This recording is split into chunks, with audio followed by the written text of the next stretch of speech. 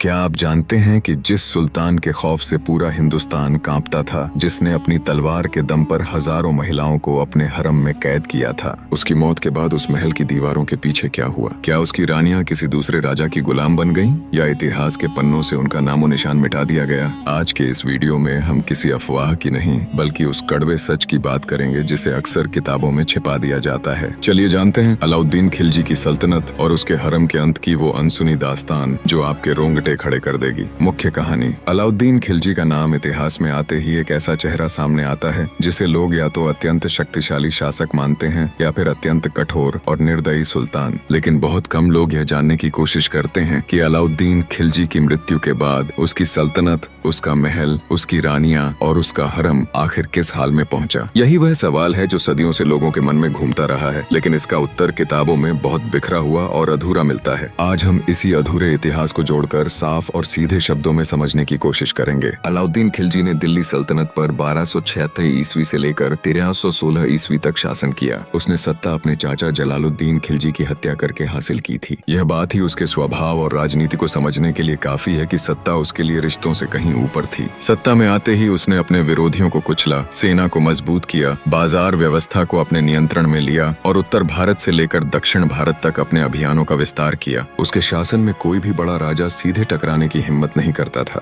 लेकिन जिस तरह उसका शासन मजबूत था उसी तरह उसका शासन पूरी तरह उसकी अपनी शक्ति और व्यक्तित्व पर टिका हुआ था। उसने अपने जीवन में किसी योग्य उत्तराधिकारी को तैयार नहीं किया। उसके बेटे छोटे थे, अनुभवहीन थे और दरबार के अमीरों में कोई ऐसा व्यक्ति नहीं था जिसे सब बिना सवाल स्वीकार कर लें। यही कमजोरी आगे चलकर खिलजी वंश के पतन की सबसे बड़ी वजह बनी। अपने जीवन के अंतिम वर्षों में अलाउद्दीन खिलजी गंभीर बीमारी से पीड़ित रहने लगा था। इतिहासकार बताते हैं कि वह शारीरिक रूप से कमजोर हो चुका था और मानसिक रूप से भी तनाव में रहता था। शासन तो उसके नाम पर चलता था, लेकिन कई फैसले उसके करीबी लोग लेने लगे थे। इन्हीं लोगों में सबसे प्रमुख नाम था मलिक काफूर। मलिक काफूर अलाउद्दीन का विश्वास पात्र सेनापति था। दक्षिण भारत के अभियानों में उसने महत्वपूर्ण भूमिका निभाई थी। उसकी वजह से खिलजी सल्तनत की सीमाएं बहुत दूर तक फैली। अलाउद्दीन उस पर पूरा भरोसा करता था और दरबार में उसकी बात को बहुत महत्व दिया जाता था। धीरे धीरे मलिक काफूर सत्ता के केंद्र के बहुत करीब पहुंच गया। 1346 ईस्वी में अलाउद्दीन खिलजी की मृत्यु हो गई। उसकी मौत के साथ ही दिल्ली सल्तनत में एक अजीब सा खालीपन आ गया। जिस सुल्तान के डर से सब चुप रहते थे वह अब इस दुनिया में नहीं था। उसके जाते ही दरबार के अमीर, सेनापति और अधिकारी अपने अपने हित साधने में लग गए। कोई एक ऐसा व्यक्ति नहीं था जो सबको नियंत्रित कर सके।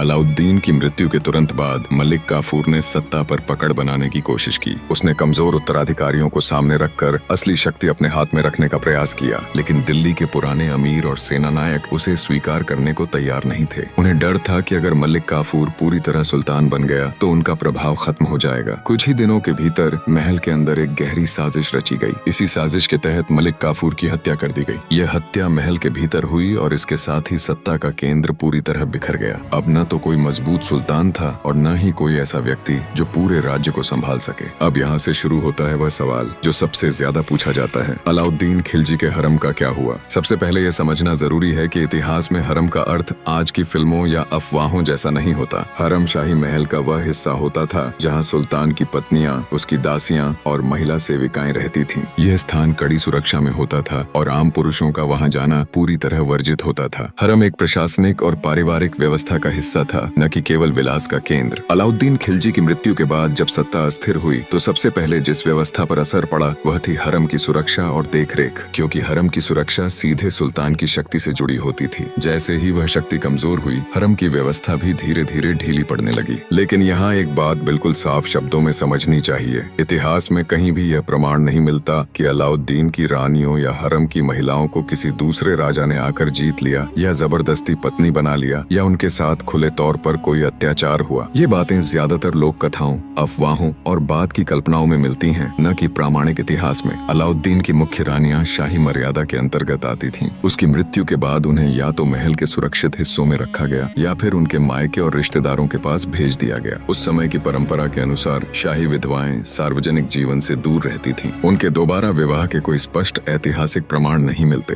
हरम में रहने वाली दासियां और सेविकाएं अलग श्रेणी में आती थीं। सत्ता परिवर्तन के बाद कुछ दासियां नई सल्तनत के अधीन कर दी गईं, कुछ को महल की सेवा में बनाए रखा गया और कुछ को समय के साथ मुक्त भी किया गया। यह एक धीमी प्रक्रिया थी,